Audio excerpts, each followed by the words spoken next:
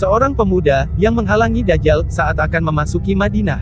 Disadur dari Hadis Sahih Muslim, nomor 5229 sampai dengan nomor 5230.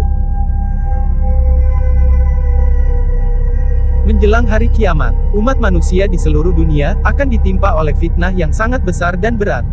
Fitnah itu adalah fitnah yang dilakukan oleh Dajjal. Dajjal sengaja didatangkan sebagai ujian bagi umat manusia.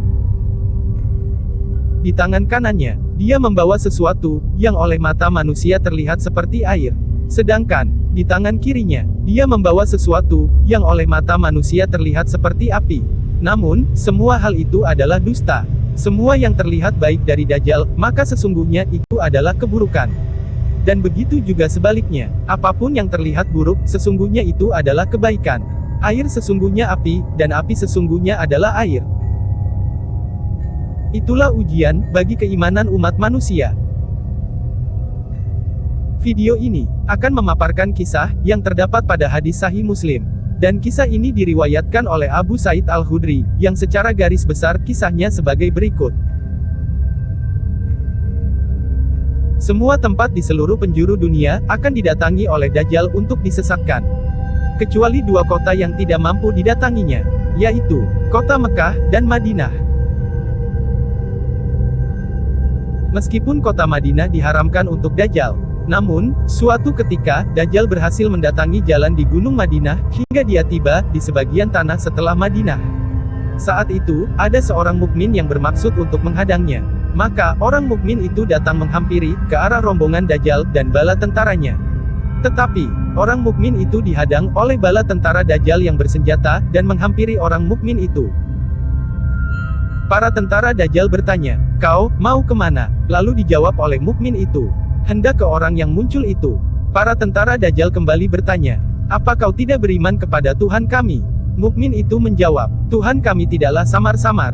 Para tentara Dajjal berkata, "Bunuh saja dia." Tetapi, sebelum hendak membunuh orang mukmin itu, para tentara Dajjal terlibat pertentangan satu sama lain. Para tentara Dajjal berkata, "Bukankah Tuhan kita melarang kalian membunuh seorang pun selain dia?"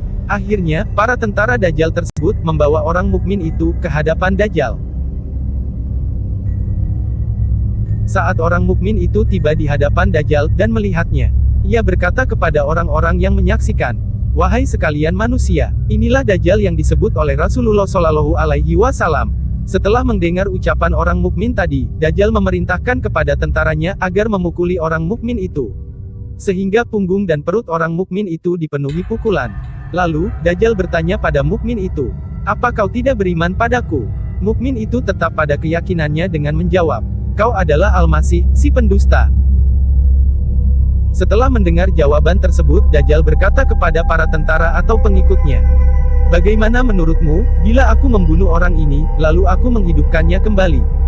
Apa kau masih meragukannya?" Kemudian, para tentara Dajjal atau pengikutnya menjawab, "Tidak, mereka para pengikut Dajjal tidak meragukan ketuhanan Dajjal." Lalu, Dajjal memerintahkan kepada para tentaranya atau pengikutnya, agar orang mukmin itu dibunuh, dengan cara digergaji dari ujung kepala, hingga pertengahan antara kedua kakinya. Setelah mukmin itu mati terbelah menjadi dua bagian, Dajjal berjalan di antara dua potongan tubuh itu, sambil memanggut-manggutkan wajahnya, seraya tertawa. Lalu berkata kepada kedua potongan tubuh tadi, "Berdirilah." Maka tubuh yang tadinya terbelah dua itu pun menyatu kembali dan berdiri. Sehingga orang mukmin itu pun hidup kembali. Setelah orang mukmin itu dihidupkan kembali, Dajjal bertanya pada orang mukmin itu, "Apa kau beriman kepadaku?" Mukmin itu menjawabnya, "Demi Allah, aku tidak pernah lebih memahamimu melebihi saat ini." Yang berarti orang mukmin itu semakin yakin bahwa orang tersebut memang benar-benar Dajjal. Mendengar jawaban tersebut, kemudian Dajjal berkata, "Wahai sekalian manusia, sesungguhnya tidak ada seorang pun yang dilakukan seperti ini setelahku." Lalu, Dajjal mengambil orang mukmin itu untuk dibunuh kembali. Kemudian, antara leher dan tulang selangkanya diberi perak. Tetapi, Dajjal tidak mampu membunuhnya seperti sebelumnya. Karena Dajjal tidak mampu membunuhnya, akhirnya kedua tangan dan kaki orang mukmin itu diambil lalu dilemparkan. Orang-orang mengiranya dilemparkan ke neraka, tapi sesungguhnya ia dilemparkan ke surga. Setelah itu, Rasulullah Shallallahu Alaihi Wasallam bersabda, "Dia adalah manusia yang kesaksiannya paling agung di sisi Tuhan seluruh alam." Demikianlah, kisah ini diriwayatkan. Cukup sekian pemaparan pada video kali ini. Semoga materi yang disampaikan oleh channel Titian Islam dapat memberikan manfaat untuk kita semua. Sekian dan terima kasih.